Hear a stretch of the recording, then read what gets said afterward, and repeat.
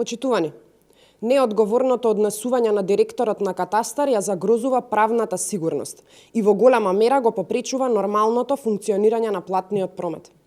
Денес, 5 години откако помина раководењето со катастарот од страна на СДСМ, наместо да имаме нови, подобрени и понапредни системи, за жал, сведоци сме дека и постојните не се одржуваат.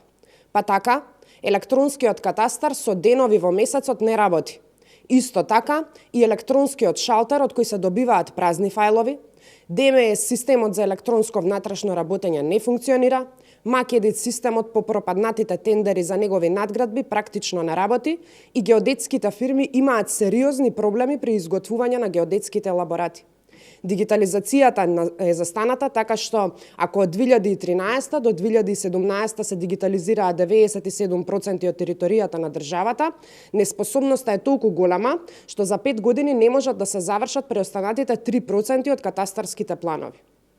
Изминативе години сме сведоци на неодговорното работење на актуелниот директор на катастарот, со што го доведува во прашање и работењето на геодетите, на нотарите, на банките, на општините, на државните институции, на судовите или ја доведува во прашање и правната сигурност на платниот промет.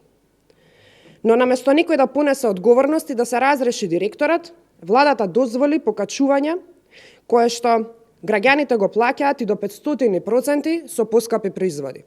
Па така, после денешниот брифинг на кој директорот ќе изнесе голем број на невистини, во прилог ќе ви доставиме табели со споредба на цените на услугите кои што биле во 2017 година со цените кои ги имаме денес по покачувањето.